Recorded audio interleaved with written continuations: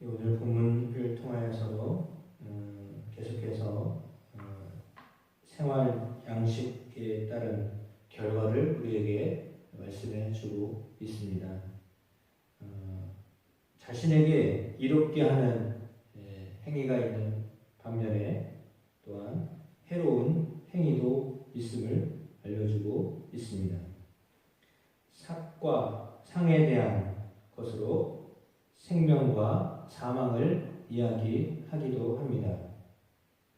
또 하나님의 평가에 대한 이야기와 또 법정에서의 어떤 결과를 우리에게 순서대로 열거하고 있는데요.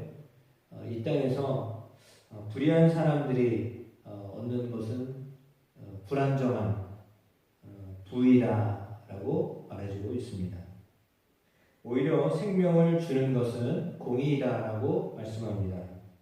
의인의 소득은 이웃에게도 복이 되어집니다. 반면에 불의한 사람들은 자신의 충동과 습성에 따라서 악을 뒤쫓기 때문에 사망을 면할 수가 없음을 말해주고 있습니다. 그들은 서로 협력하지만 벌을 면할 수 없습니다. 불의한 자들에게는 진노만 있을 뿐이기 때문이죠. 공의를 행한다는 말은 어떤 의미를 이야기하냐면 나눔을 이야기합니다. 자비를 행한다는 말과 동일한 언어인데요. 그것은 씨를 뿌린 것과 같습니다. 농부가 씨를 뿌려야 거기서부터 뭔가를 얻을 수 있습니다. 그런데 파종할 씨앗이 아까워서 뿌릴 수가 없다면 아무것도 얻을 수 없는 것과 같은 거죠.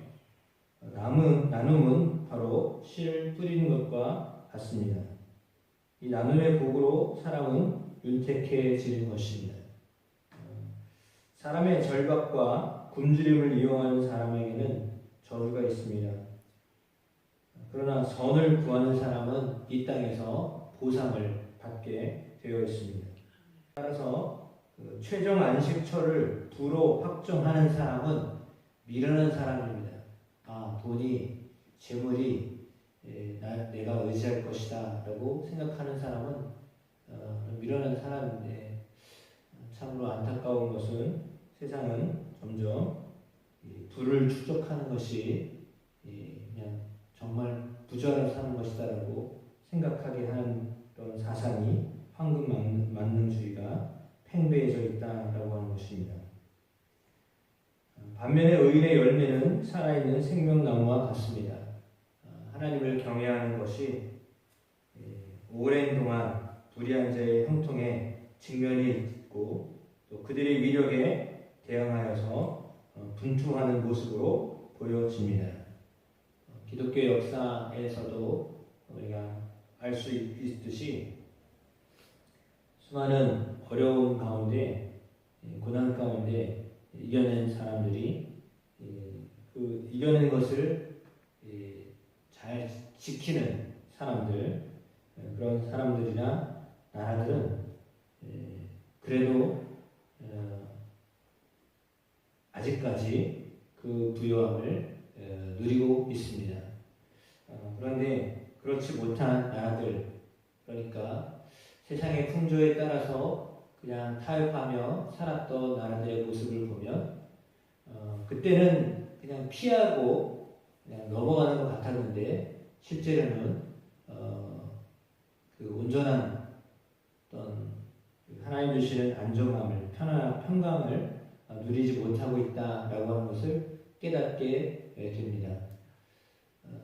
그래서 생각해 보면 불안한 지역은 어떤 지역인가 라고 하는 것을 보면 이 전쟁이 일어나는 지역이 불안한 지역이잖아요. 그 불안한 지역은 그러면 어떤 지역인가 라고 면밀히 관찰해 볼 때 그곳은 하나님이 계시지 않는 곳이에요.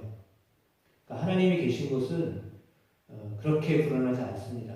그런데 하나님이 계시지 않는 곳은 항상 여러 가지 일들이 많이 벌어지고 있습니다.